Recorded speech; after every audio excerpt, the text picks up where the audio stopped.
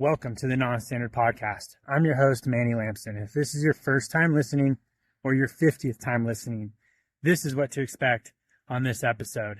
We dive into the concepts of developing your leadership toolbox.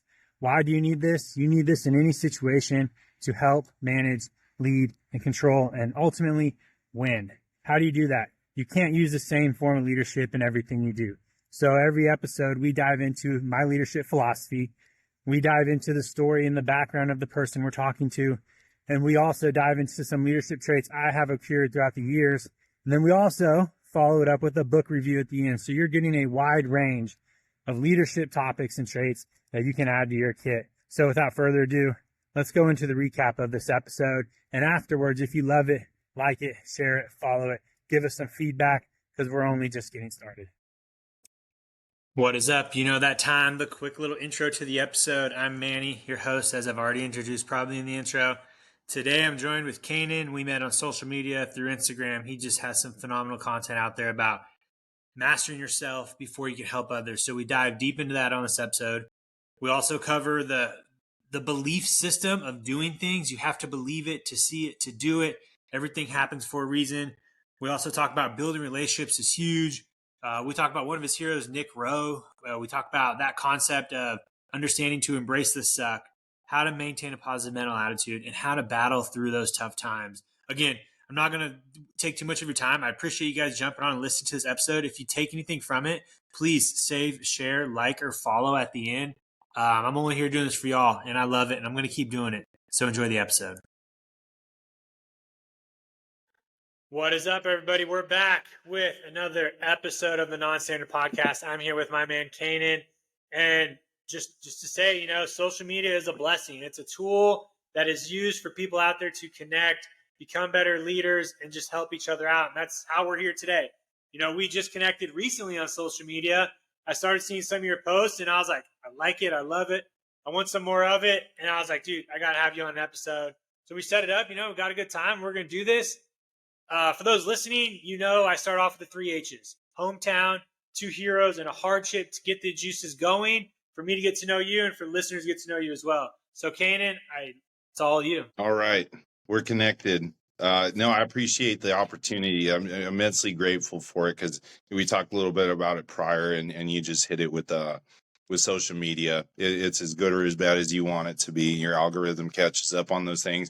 And I saw your stuff and I just thought this is somebody who I resonate with, and hit the follow button. It's easy peasy. You see guys like you getting after it as the father, as a military leader, and it makes it easier for guys like me. All right, the 3 H's. So hometown is probably like a lot of folks in the military. I was not a military brat, but I went through 5 different high schools, however many junior high schools and elementary schools.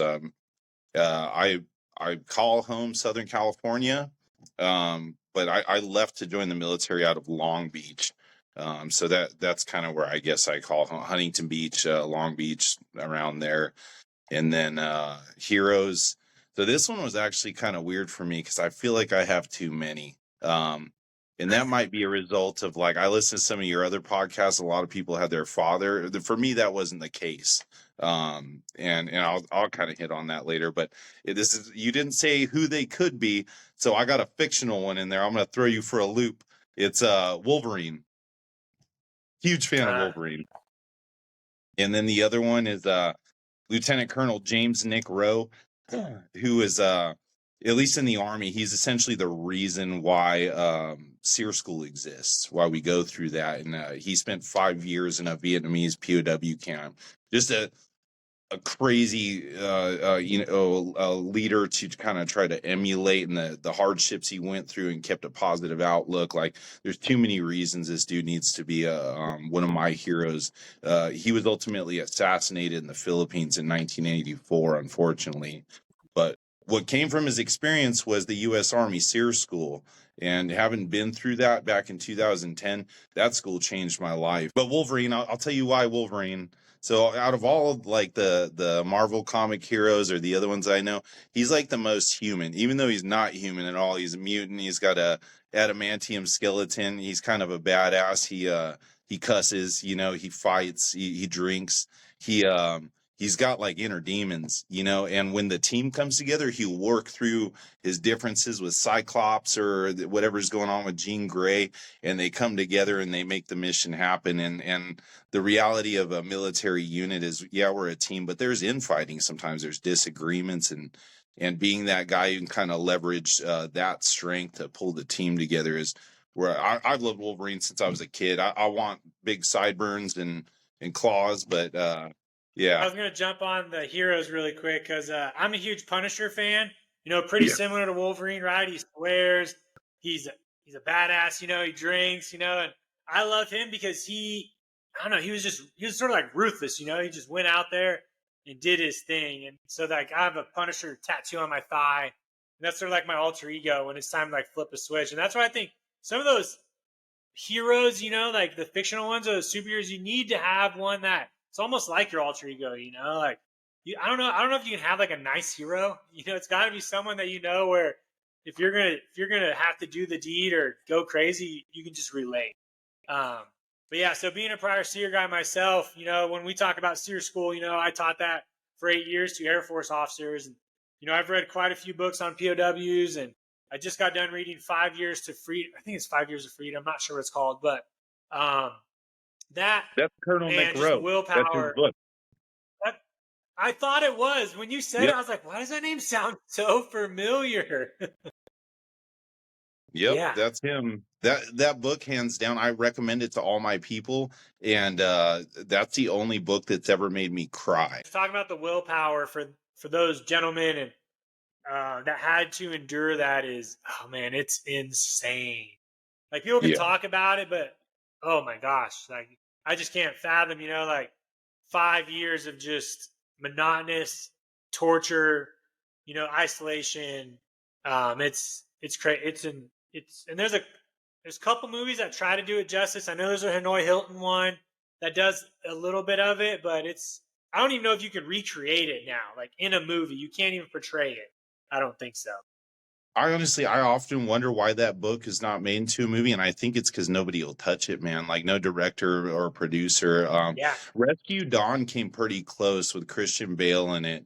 That one, I don't know. Yeah, that was a true story. That's about Dieter Dangler. That was a true story. Yep. I love it. I mean, it sucks that people. One of the things that I took from the book like that, or Man's Search for Meaning, which is one of my other favorites by Dr. Viktor Frankl about the German POW camps, is so the amount of resilience that we're capable of, and there, like any one of those stories you talk about, like if people spend extended periods in these camps, they would get new shipments of prisoners in, and the people who'd been there for a long time, they'd survive, they could look into the eyes of the new ones, they could tell already who was going to survive and who wasn't.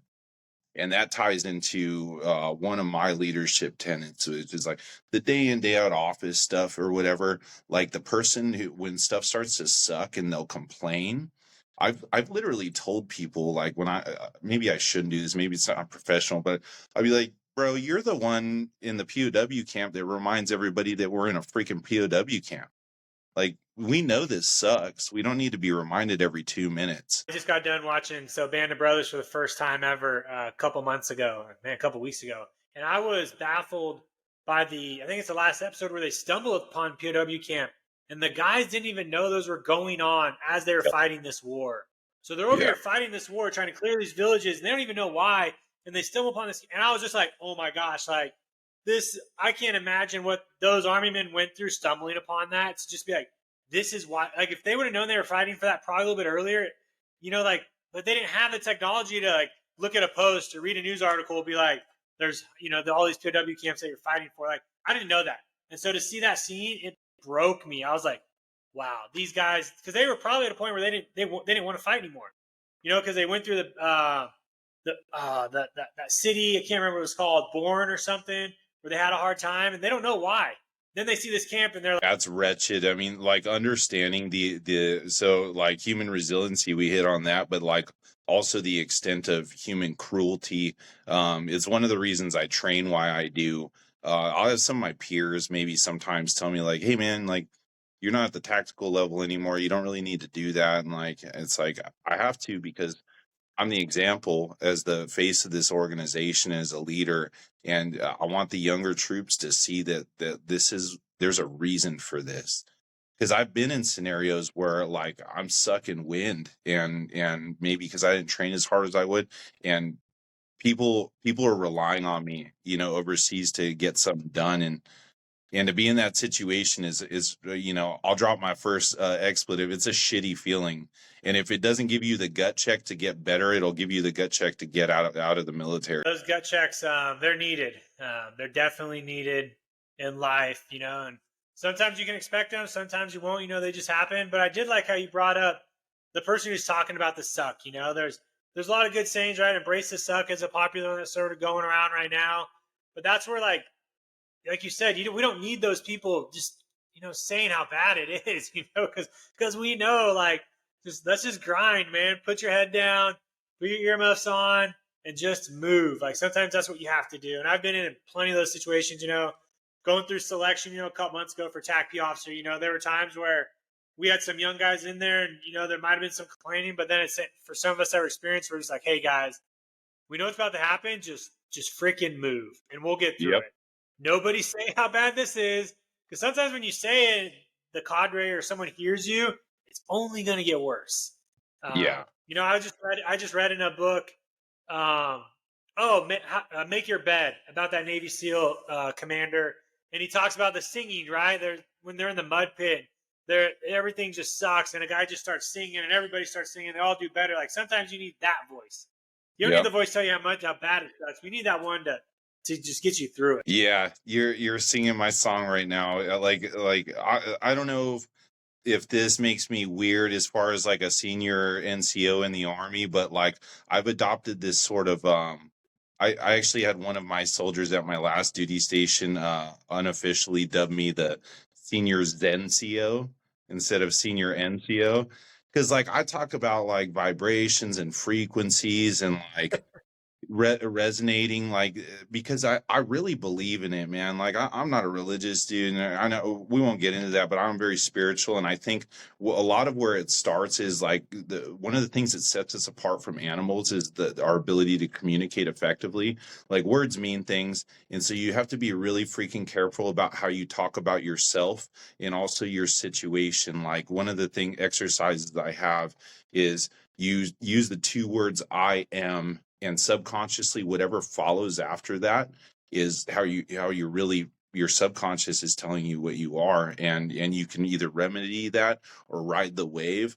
And so I'll tell my kid, even like, say, I am capable, I am loved, I am great. And I'll tell my soldiers, like, when you speak things out into existence, you'll say things like, this sucks. Well, guess what, man? It does. But you could say, this is a great opportunity to learn something. It sounds cliche and corny, but the shit works. It works great. It does. I believe what you tell yourself manifests into where you're going to be.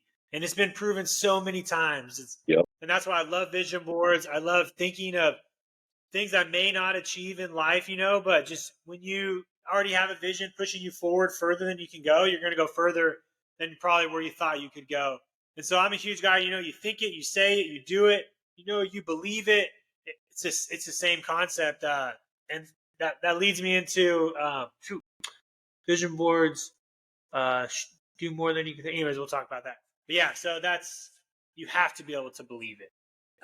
Yeah, I'll hit that real quick because it's pertinent to kind of like we were talking about before. For me, like, the things I went through as a young man kind of led up to who I am now. And it's come to this point where I don't regret any of it. I'm not angry about it anymore. It's taught me forgiveness.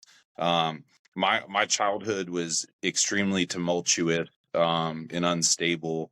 There's I won't go into like explicit details, but drug use, homelessness, throughout my young childhood years, just learning how to like be unstable like all the time, and a lot of trauma coming from there, like physical abuse, like just like a torn relationships, you know what I mean? My poor stepdad, he tried his best. He was one of those dudes who, we had nothing, we didn't have any money, and like he rode his bike. I think it was like 12 or 13 miles each way to and from work just to provide for us.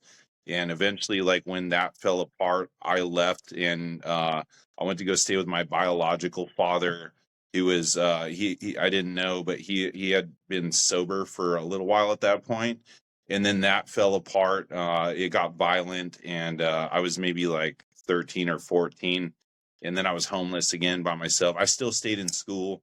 I joined the wrestling team. I got me a job and just tried to keep my head above water. But I learned a lot of like urban survival, like that elementary schools throw the lunches they don't use away every day. And so there's pretty good food in the trash can behind an elementary school, or get a gym membership, learn how to wash myself and brush my teeth there and get a workout in, working like dead end jobs. Like, I worked at Jack in the Box for a little while, flipping burgers, and, eventually digging ditches, construction, all sorts of just things to survive. You know what I mean? And, it never got easy for me. And there was a lot of resentment, growing up as a teenager. You're angsty anyways. You know what I mean? And, I did a lot of comparing to other people, the kids at schools who were driving Beamers and, Porsches. I didn't know why my life sucks so bad. And, it just sort of came to like a thing for me, is like, this is the card you were dealt, man. Like, there's an advantage to be had here, because I had a high school teacher my senior year said, like, pointed me out in front of the whole class and, said, Canaan's got things that some of you will never figure out. He's already lived through it, and this dude is going to do well in life. And, that helped me along a lot. So like, hardships, they were plenty. And, I think I came to terms with the fact my life's never going to get easy. Quit asking for easy. Happiness and motivation are not a consistent in life. Motivation's like Christmas. It's great when it happens, but you'd be a dummy to sit around and wait for it. Like, these are all things. My life's still really freaking hard, man, but it's a hard I get to choose. And I love it. I get up at 3 a.m. every morning. I got a smile on my face because I'm gonna go for a 12-mile ruck, or I'm gonna go flip some logs, and I'm gonna spend the rest of the day developing soldiers. I'm gonna jump straight into a question for you based off of, it's perfect where you ended, where you talked about your flipping your logs, your 12-mile ruck, because those are some of the videos I saw right away on social media with you. And one of your posts talked about you can't lead unless if you have not mastered yourself. So talk about that really quick. Like, what does that mean to you? Why is it so important that we put so much into ourselves to lead others, when some people may think that's selfish? So explain that a little bit. So it's kind of, I read your thing about that. It's kind of like it reminds me of on the airplane, you put on your mask first, right? Before you help anybody out. It's like, why do you do that? Or in the battlefield, you put on your tourniquet first, or you return fire first before rendering aid to your buddy. It seems selfish, but it's the most selfless thing you can do, because you have to have your stuff together in order to provide for other people. And once you create that, and you make that you make it cursory, it's so much easier. When you're at a disadvantage and an inconvenience, and you're put in a position in life where you now have to help somebody, you have to provide, whether you're a leader, a parent, brother or sister. Now it's gonna suck, man, because you don't have it together. And not that any of us will ever have it all together, but I think that yeah, that quote, it was that thing that I said was kind of a spin-off of an old Stoic quote. I think it was Seneca, but his quote was, "No man is free who is not yet a master of himself." And I put fit to lead, because that leadership is freedom. And self-mastery is sort of a crux, right? Because you never really reach it. It's kind of like you think about a lawyer or a doctor, right? They have the degree, but they practice law and they practice medicine, just like we practice self-mastery and leadership. The battlefield changes, the environment changes. We have to adapt to it. And so it's a daily thing, a daily check, whether you're writing something, you're working on your physical, your mental, or even your spiritual. That self-mastery that knife has to be freaking honed and sharpened every day. That's freaking legit right there. I love it. And that's why, my second leadership philosophy is to be selfless. You have to be selfish. Yep. And like you said, I love how you talked about sometimes you have to put yourself in those situations to understand how important it is. It's definitely going to be hard to want to put yourself in a situation where you have to rely on yourself or you have to know how important it is. We talk about family and friends and work, but you don't want to be in that situation and know how bad, you currently are. I would rather be, a very sharp knife and not be used than a dull knife and have to be used. Like and it's hard to teach that to some, I say airmen, for younger enlisted, because in the Air Force, we're so big on a technical job of leadership. Like that's what we're focused on, is do the job to promote. So sometimes when you focus on yourself, you may not get really good at the job. And that's what I've seen too. Like when I took a couple years away from the B1 to focus on myself, become the best version of myself, during that time, I wasn't the best aviator. But I knew 5 years or 3 years later, I'm going to be a better aviator than if I would have been back in time and continued the timeline I was on 5 years later. So I just sort of take this gamble. I'm like, hey, do I put 2 years into myself now and then be a badass aviator when I come back? Or do I not put 2 years in myself, still be an aviator, but I'm not given as much as I can? Talk about like the strategic picture, what you did. Like maybe you did or did not know it when you were going into, you just knew it was the right thing to do. But I'm telling you, like, I think you and I have been in around the same amount of time. I'm at 18 and a half years now, and watching people fizzle out into terminal burnout because they didn't take the time to do that, it's really sad, because there's a lot of potential being lost, and it's nobody told you to do that. You had to figure it out for yourself. For me, and there's different ways to do it. For me, I was unable to take like an extended period to do that, but I decided that, like, just like pebbles in a rucksack, right? I'm going to add this thing over time that are little like nuggets of truth and nuggets of freedom that I've built for myself, that I've picked up along the way. Like, and then with talking about like downtime, one of your podcasts, you were asking about how, I think it was a Marine first sergeant, how he went about that. And for me, I realized that, I wasn't going to get a week of leave at the time. That's just how my cards were laid down, man. It's okay. But the quality of time with my family, or the quality of time with myself, was better than the quantity.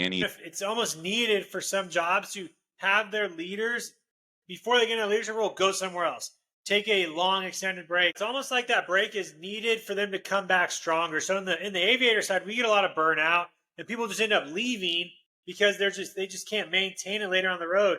And so when you have those breaks, be it personal or career wise, to go do those oddball jobs like a first sergeant job or a recruiter gig, or in the flying community, go into an operational support squadron and be a flight commander, you take that breakaway from flying to come back better, to almost lead those younger people, instead of maintaining that flying courtesy, that flying where you're like that crusty, burnt out guy and you're not giving back as much as you should. That's where I see myself. Like, that's the benefit I have right now. Like, I go back to my 9th Bomb Squadron and I see these young flyers, and I'm excited to get back and lead them. Like, I tell them, like, you guys, I had 2 years of break. It's like that saying, if you love something, let it go. Like, I let flying go for a little bit intentionally, but to sort of come back better and stronger and more passionate, because I was pretty burnt out. I had 2 deployments within a couple years, couple TDYs, a lot of flying, which was great. But I just look at where I put myself physically and mentally for my family. I was like, man. And once I saw the opportunity to take it, I took the time. And now I'm like, I'm so glad I did. At the same time, it was hard because I had a lot of commanders like, hey, Manny, why aren't you flying?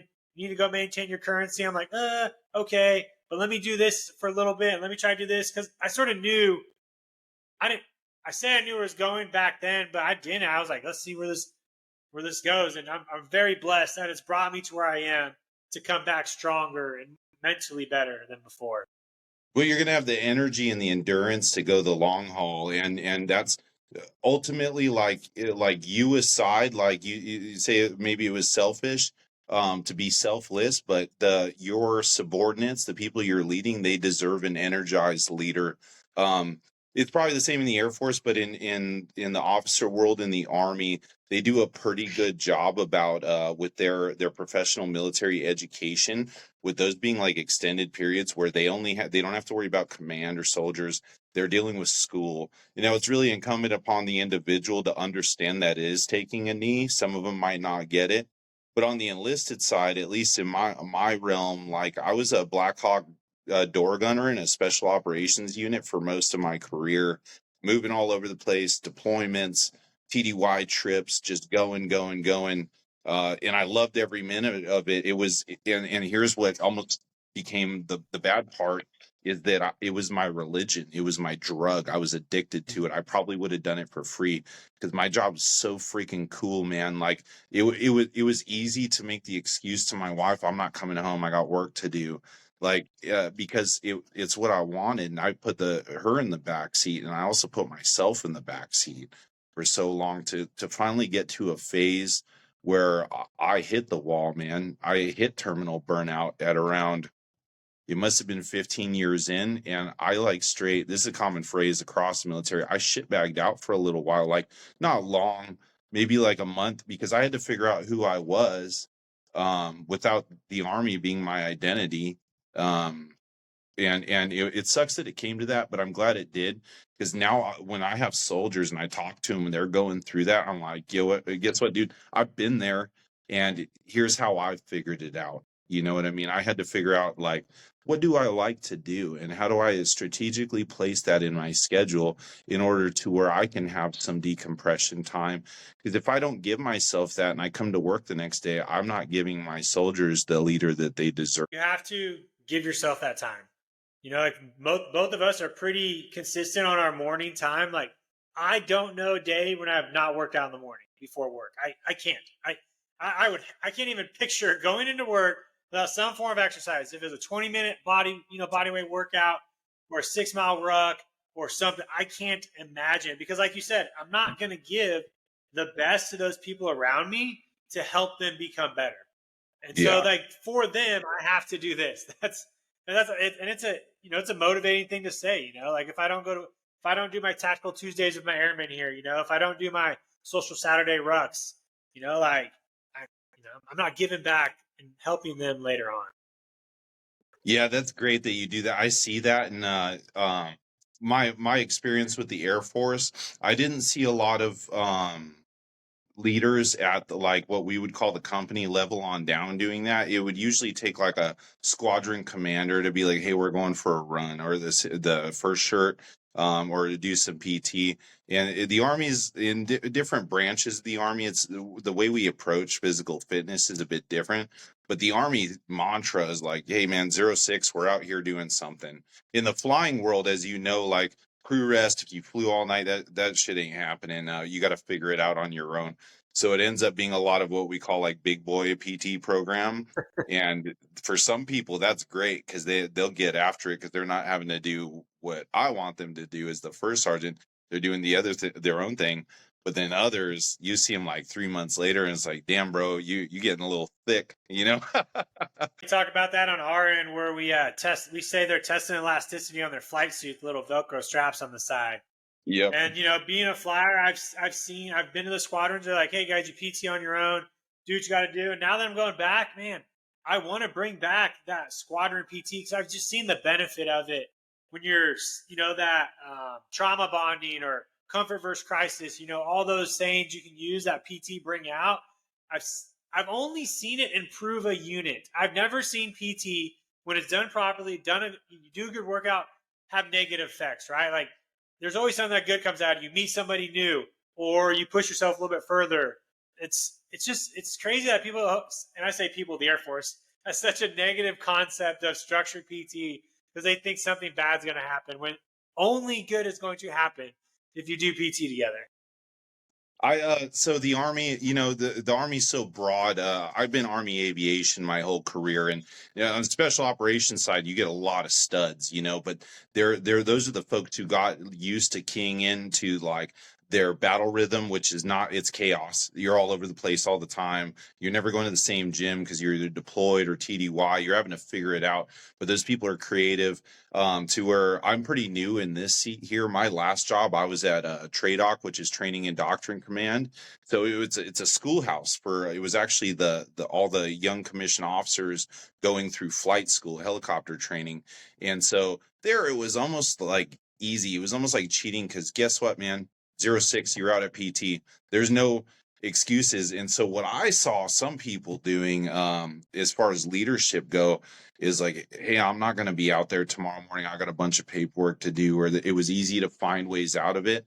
And I like day one, outside of a meeting I couldn't get out of like that early in the morning, I was like committed. I was like, you will be there, because the troops who are out there, they don't care that the first sergeant or commander's got shit to do or emails to answer. That all they see is that you're not out there. And that's at the Yeah. present, especially for the young commission officers, that we were essentially, they're going to be platoon leaders or company commanders. In their minds, they're probably thinking, oh, I could do that. You know, like I'll give myself some grace one day. And it's like, no, dude, like presence, you need to be there. You need to be where the show's happening, and where your soldiers are. And it's not about showcasing yourself. It's about showing what a leader is required. Let's talk about your position as a first sergeant in the Army. So I'm not familiar with maybe the roles you guys do, but if you have some examples where you fit into your platoons, let me know, and then I can give you some feedback on what I see in the Air Force side and how they relate and maybe how they differentiate a little bit. I guess like just like my daily duties and scope is so I got a company. That's the first sergeant has, and companies across the Army vary. Like my last one was anywhere from 850 to 1,000 at any given time, soldiers. This one is probably about half that, which but it's a different mission set, you know what I mean? And like the old Army adage, the saying for a first sergeant is beans and bullets. You're making sure your troops have what they need to get the job done. The tools, what I tell them is, my job is to give you the tools and the time to do what you need, and the purpose, motivation, direction, and then get the F out of the way. I don't want to micromanage them. I'm very big on decentralized leadership. Give them the commander's intent, the mission statement, how I intend to provide purpose and direction, and be there for them if they ever need anything. But like, I tie in really closely to my platoon leaders and my platoon sergeants, because they're the ones, and the section sergeants, the E6s, the staff sergeants, because they're the ones who are my finger on the pulse. They're going to let me know if one of the troopers is having personal issues, finance, home life, whatever it's going to be. And then I'm big on the chain of command, like go through your chain of command, but my door is always open. Like, come on in. I always have emails and Excel spreadsheets. I personally hate that stuff. I feel like a hamster on a wheel when I do it. But if one of my soldiers comes in, man, that's a customer.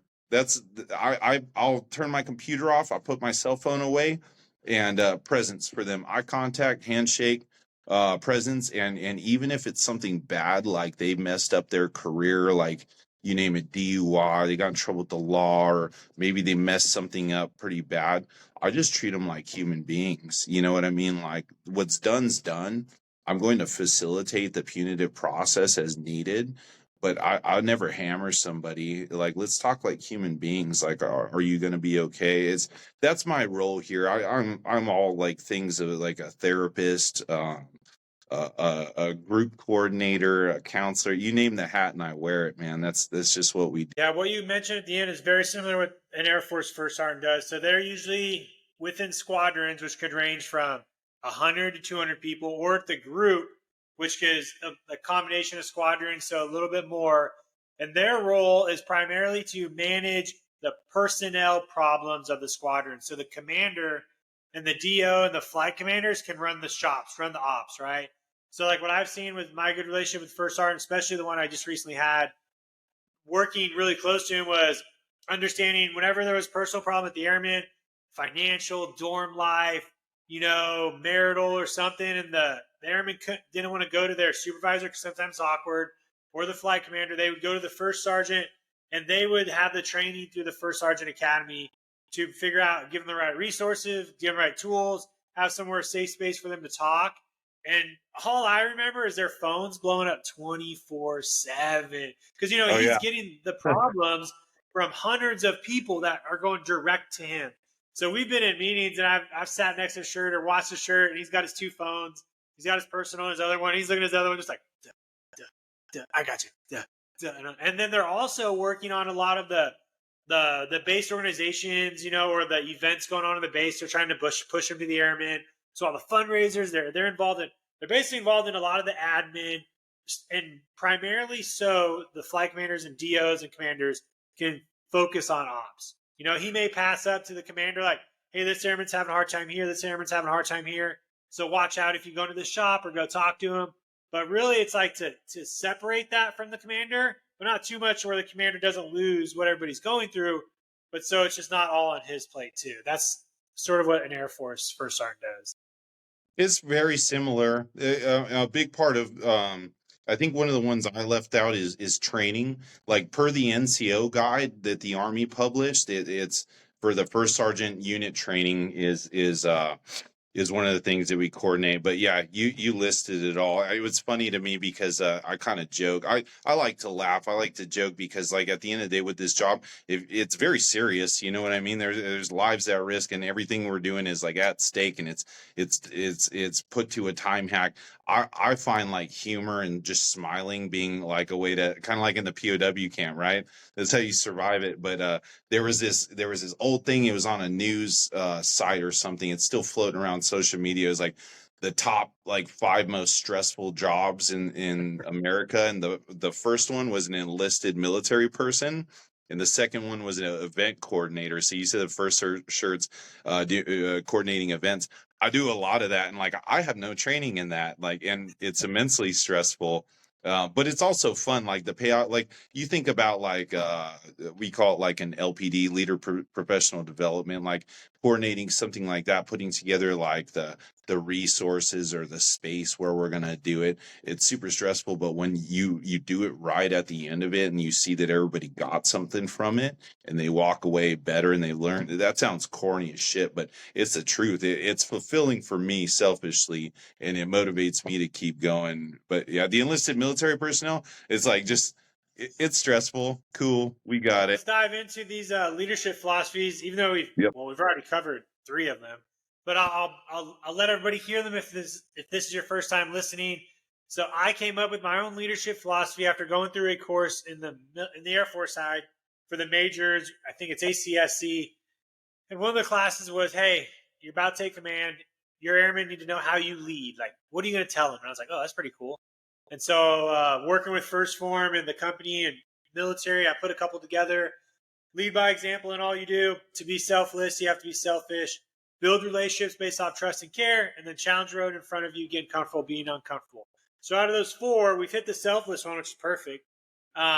Which one, I'll jump right into this, which one do you have a hard time with? And with that, how could somebody who's having a hard time with it as well get better? That's a hard one. Specifically ask me which one I have a hard time with. Not saying that I'm that good, but I do a lot of introspection and like try to leverage my strengths and then expound upon the things that I'm not great at by linking up with folks who I know are great at. But like building relationships based on trust and care, I think is probably the hardest one. Like you hit on one of the other ones. Building relationships ain't hard, right? You just be a good person, show up. Instead of like for us, like we have private ranks or sergeant. Like, hey, Sergeant Snuffy, like do this. I'm the boss. I'm telling you to do this. Like go into their AO and treat it like their home because you're in their place of business. Like they live there. I don't. I'm a guest, and like compliment them on something, or hey, how's your family doing? Like that fishing trip you and your kid went on last weekend, you guys catch anything? Like just little stuff like that is how like I build relationships. But the trust thing is the hardest one, and I'll tell you why it's hard, because I've learned hard lessons through this before. I didn't coin this, but I refer to it a lot. I think Jocko Willing talks about it more than anybody, is leadership capital. Right?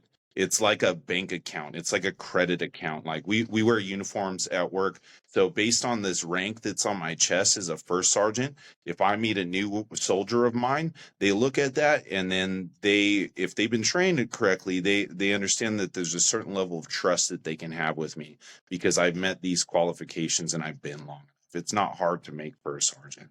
But the leadership capital can be lost, i.e. the trust, by me saying something stupid or not thinking through a decision and hurting somebody's life or their career.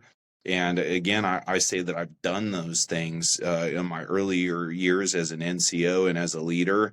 And I look back at them and I'm pretty friggin' embarrassed about it. But I've reconciled that because there's another podcast I like to listen to called The Learning Leaders Show with Ryan Hawk. Great podcast. It's only an hour.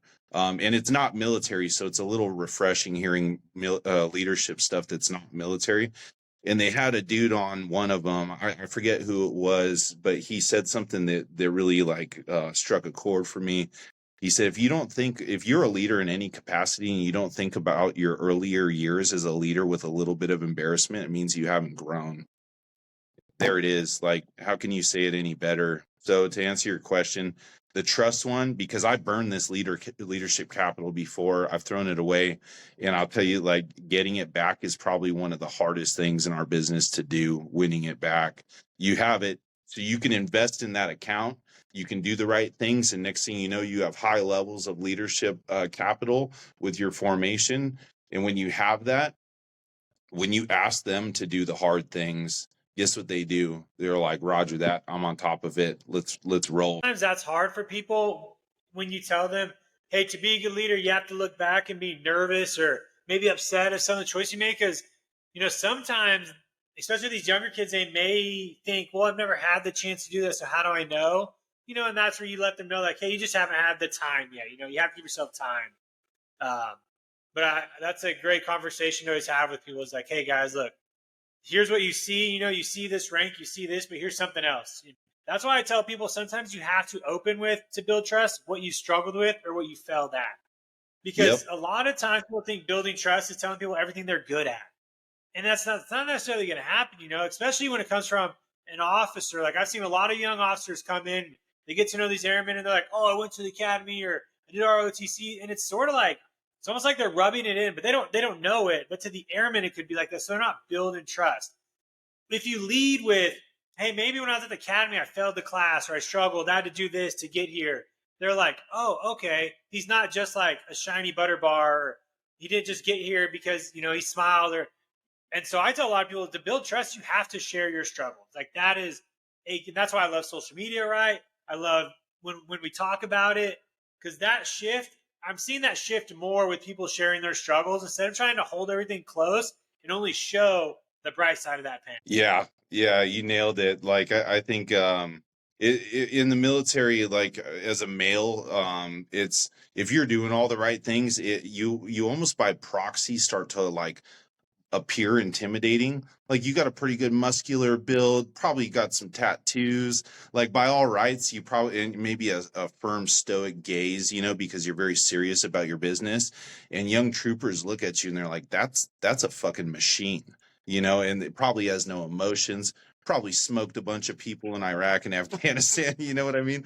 And so when you come to them with a little bit of vulnerability, some well-placed vulnerability, especially when they're going through it, boom, that's a sales pitch in itself. And it's not that we do it for that reason, but it's shared experiences, right? Like you were talking about collective suffering. We'll do that during the PT session, but where it really counts outside of that is when, like, I had a soldier today, I'm not going to go into details, but going through arguably one of the harder things a human being can face. And I just sat down next to him, put my hand on his shoulder. And like, I just said, I'm here for you, man. Like, I've lived through this before. And like, I'll tell you, I'm a liar if I didn't tell you I still cry about it sometimes. And he's like, I said, yeah, I mean, I'm a human being, dude. Like, the only reason like that I'm different from you is because I've been in a little bit longer than you.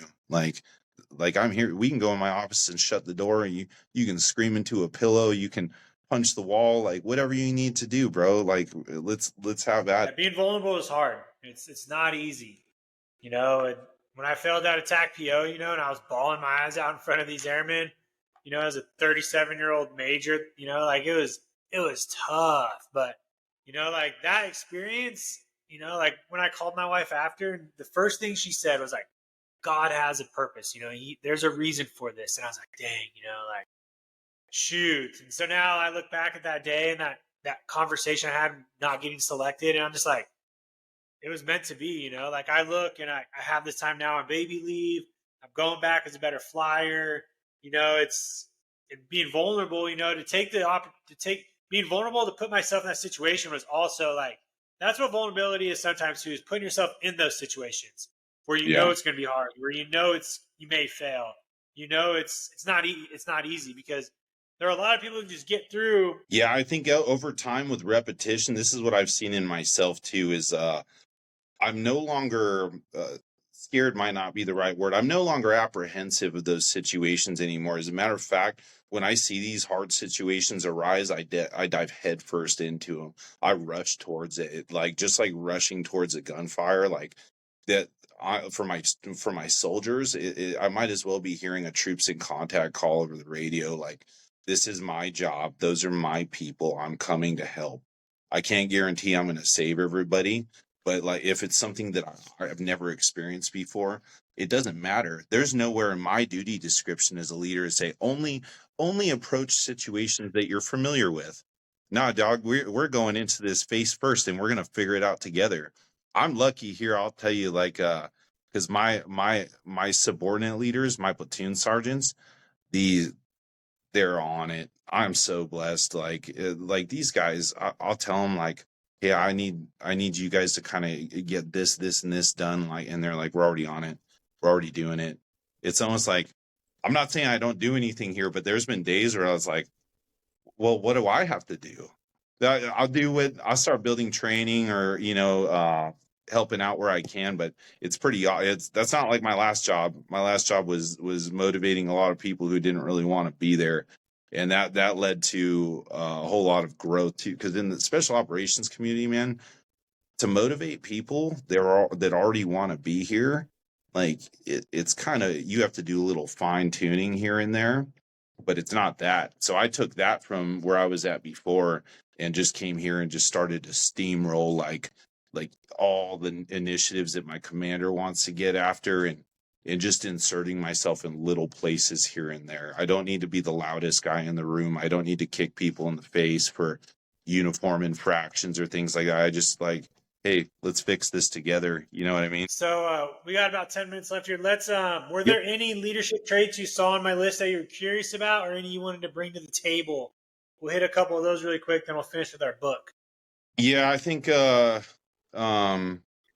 one of the things I read this, so I love all of them. Like Grit reminds me of the book that I love by Angela Duckworth. You and I are like on the same page. We need to have a beer together at some point.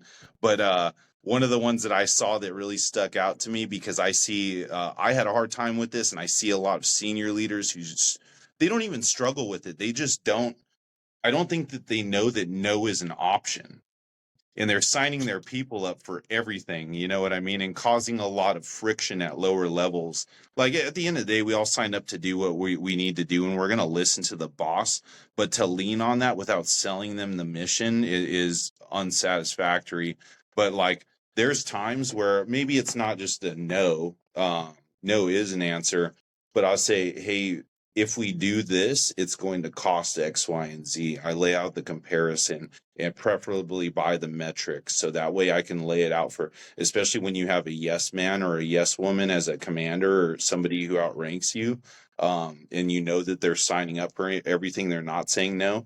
For me as the senior enlisted advisor, be like, hey, have you considered the byproduct of this? It sounds good. I would love to do it. I think we ought to do it, but maybe the timing ain't right now. Like, just a consideration. So tactfully and strategically using no and using your words to just kind of measure that. You know what I mean? I threw it in there as well for also people to understand when they're trying to balance a day, you can't just do everything. There's going to be things throughout your day you just got to say no on, you know, and those are like that's like the easier way to do the no. You know, like, hey, am I going to do this tonight? No. Okay, let me. And you know, just like you said, especially for younger airmen that are trying to volunteer a lot or get ahead of their peers some other way besides the work, volunteer is always something where I've seen go good and bad. You know, it's either an airman is volunteering for tons of stuff and they're suffering on the work side, or they're not volunteering for anything. So you have to have the happy balance of no, not today, maybe next time. And I like how you talked about, hey, not just no, but hey, sir, like here's why we can't do it, but next time we can execute on it. Or if we shifted it a little bit, we can still put some of it in there. And yeah, it's definitely a valid reason. It's just, and that's why I'm always a big person of, hey, if you come to me with a problem or a no, have like a solution to it, you know? That way Yeah. I understand where you're coming from with it. I can start clapping right now. The way that you said that, it's perfect. It's perfect because in our setting and as a leader, there's a lot of times where you can't just say no, and I know that that's what you meant here. But like, there's times where you really should, and even in your personal life too. It's like there's time. This is a hard one for me because I'm a caveman. Like by all measures, I have a pretty good degree of intellect, but when it comes to physical training, I would go work out 4 or 5 hours a day if you let me, 7 days a week, but that leads to terminal burnout. So I tell myself, you know what? Even if physical activity today means just going for a walk with my kid or like getting some sunshine or maybe a little yoga even, like then there's that. You're not going for a 12-mile ruck every day, bro. We're not trying to break our toys. What book do you have for everybody out there? Oh, so the top one that I give everybody that I tell like is a must read for life. I don't make anybody read it, especially my soldiers. Nobody likes required reading, right? But it's Man's Search for Meaning by Dr. Viktor Frankl, based on kind of like the POW thing and what we discussed about that. And it's really short read. Not everybody likes to read, you know, when they see it and they see it's only like, I think it's only like 120 pages and it's a pretty easy read. The dude was a doctor and he knew what he was doing when he was trying to convey that information when he wrote it. But it's chock full of just like great quotes to take you through life. And like one of the most famous ones from Viktor Frankl was a man with a why can withstand most anyhow. Like, and that's about what? It's about purpose. Like I tell my soldiers, like you need to have purpose. I can't give it to you, but like why are you here? What drove you to do what you're doing? And it might change over time. Like for me, I joined up because I really had nothing else and I wanted to make something of myself. I was certain that I was going to die in one of the wars. And I said, at least, either I'm going to die here at home um, because of either violence or something crazy like that, or I'm going to die with a uniform on. At least my friends and family will remember something honorable. And now it's shifted. Like my purpose is my wife and my kid. Why do I show up every day and do what I do the way that I do it? That's my why. And now I've seen through the rigmarole and the stressors and the deployments and the crazy stuff, I've withstood a lot of things because I had a why, dude.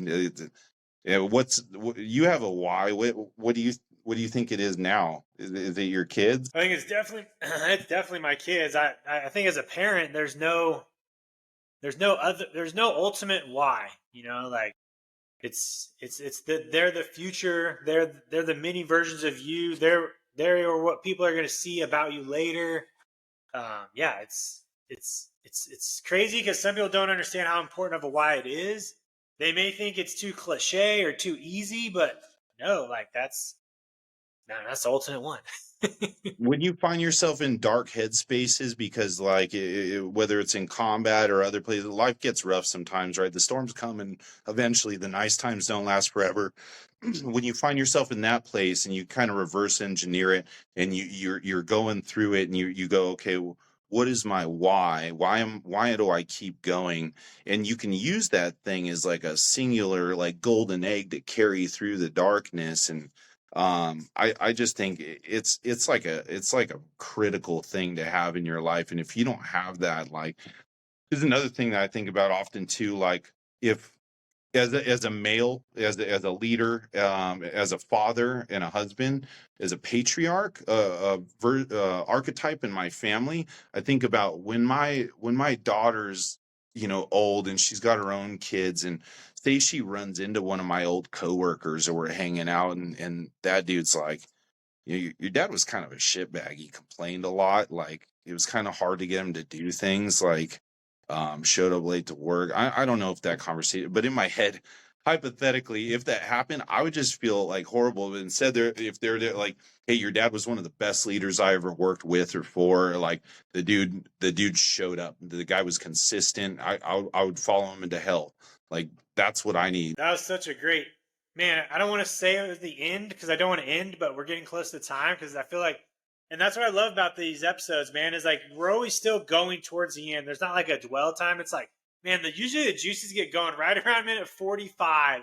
And every time I look down, I'm like, man, I feel like I can still go for like 2 hours, but an hour is usually good. So we'll end it there. I love how you brought in the why and the purpose. It's so important. The book I brought is nothing like that. It's called The Perfect Pass.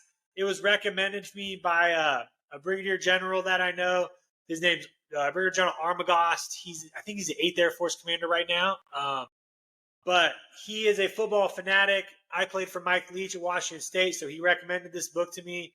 And I love football, so it's been cool to see the birth of the pass, where it came from.